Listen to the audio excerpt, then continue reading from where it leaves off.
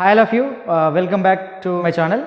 Actually in our last video we had discussed about the conversion of terminating and non-terminating decimals into the rational number, and in this video we are going to discuss about the representation of irrational numbers on number line. So actually let's revise what are irrational numbers. Okay, irrational numbers are the numbers which are not rationals. Irrational numbers are the numbers which are not rationals. In the other way we can also say the numbers whose decimal expansion is non-terminating, non-repeating or irrationals. Okay, and if we could see the examples, root 2 comma, root 3 comma, root 5 comma, pi, so on so. These are the examples of irrational numbers. Okay, these are the examples of irrational numbers. Actually the point is, where do we get these rational numbers? Where do we get these rational numbers?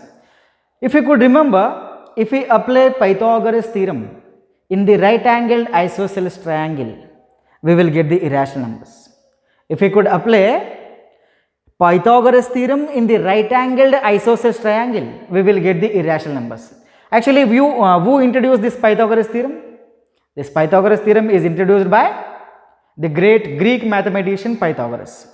Actually, we don't know. But after the invention of Pythagoras theorem only, Pythagoreans might have discovered these irrational numbers, because irrational numbers we are getting when we apply the Pythagoras theorem in the right angled isosceles triangle. Okay, let's see, no problem. Let's take one example.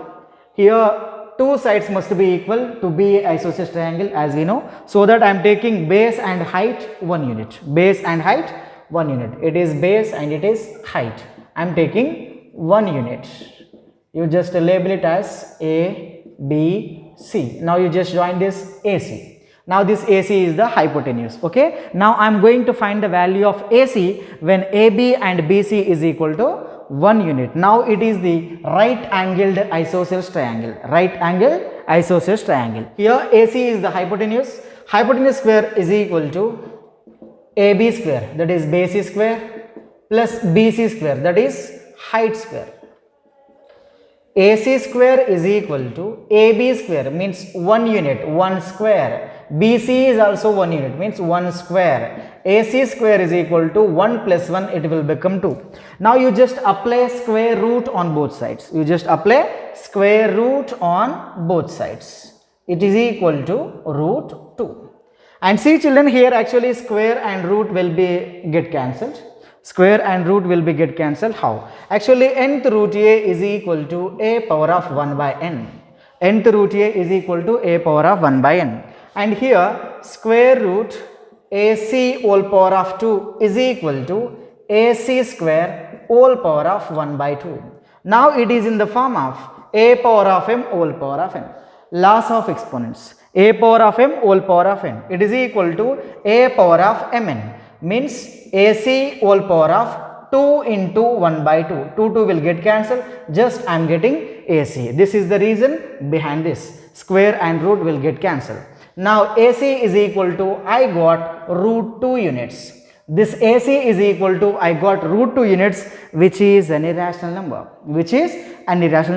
See children, if I could transfer this figure onto the number line, we will get the location of root 2. Okay, let's do the same thing, my dear children.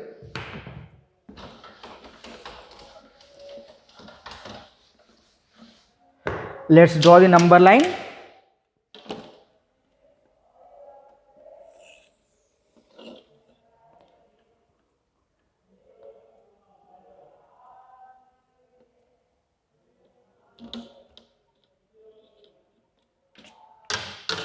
Okay, mark it as 0, 1, 2, 3, minus 1, minus 2.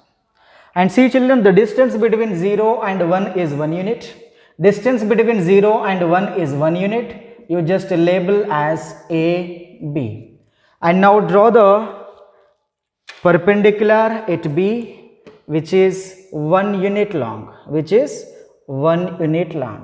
Now I drawn the perpendicular at B, which is 1 unit long. Now the right angle has been made at B. Now you just join this, you just consider as C and join this AC. Now what is the distance between this AC, my dear children? The distance between AC means AC is the hypotenuse. AC value I got root 2 units. When AB and BC are 1 unit, when AB and BC are 1 unit, I got AC root 2 units. I got AC root 2 units. Okay, my dear children, let's locate the root 2 on the number line here. Just take the compass with radius AC, with center A, draw an arc intersecting the number line at point P. Draw an arc which is intersecting the number line at point P. Now this is the location of P. See children, actually the distance between this AC is equal to distance between AP. Distance between AC is equal to distance between this AP, means this is the location of root 2. This is the location of root 2. See children, actually here we should ensure that, we should make sure we must take the 1 unit from 0 only. We have to take 1 unit from 0 only, because we are not only finding the distance of root 2 units. We are not only finding the distance of root 2 units, but also we are going to locate the root 2 on number line here. We are going to locate root 2 on number line. Means root 2 is equal to, as we know, 1.414. It must be in between 1 and 2. It must be in between 1 and 2. So that you must take 1 unit from 0 to 1. Got my point? Next. Actually, it is very easy. Let's continue this to locate root 3. Let's continue this to locate this. Now this AC you just consider as base, my dear children. Consider this AC as base, and now draw the perpendicular at C, which is 1 unit long, Now I consider this AC as base, and I have drawn this perpendicular at C, which is 1 unit long, and I am taking as this CD. Okay, now you just join this AD, Okay, now here this AC is base and this CD is height, which is 1 unit long, and we are going to find the value of this AD. Length of hypotenuse, distance between AD we are going to find. As it is the right angled triangle, I am going to apply the Pythagoras theorem. Okay, Pythagoras theorem is hypotenuse square, means AD square. AD square is equal to AC square. AD square is equal to AC square plus CD square.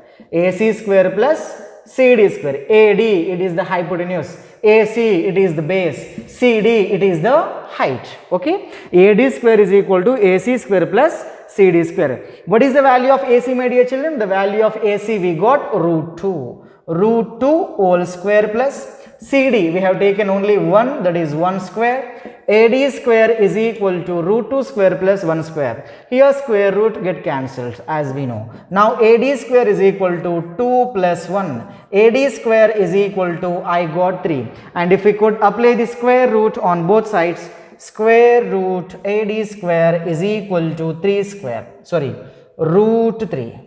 Here square and root will get cancelled, then AD is equal to root 3, I got root 3 units. Means the distance between this AD is root 3 units.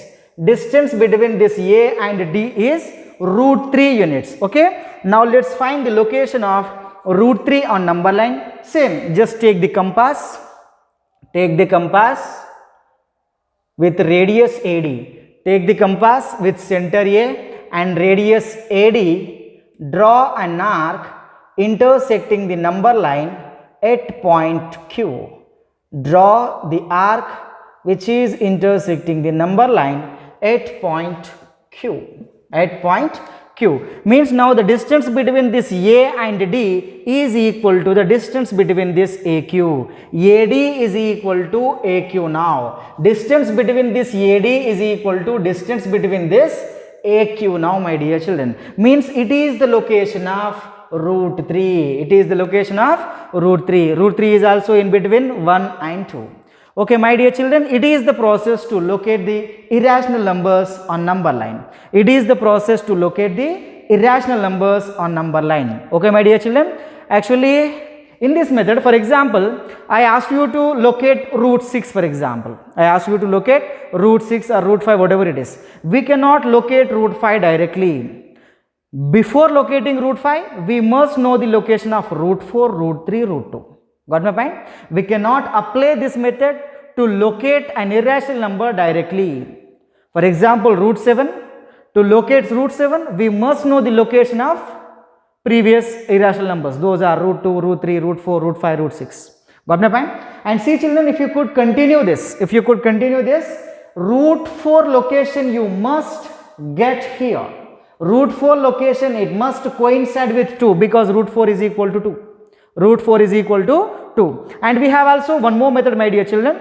By that method, we can find the location of any irrational number directly.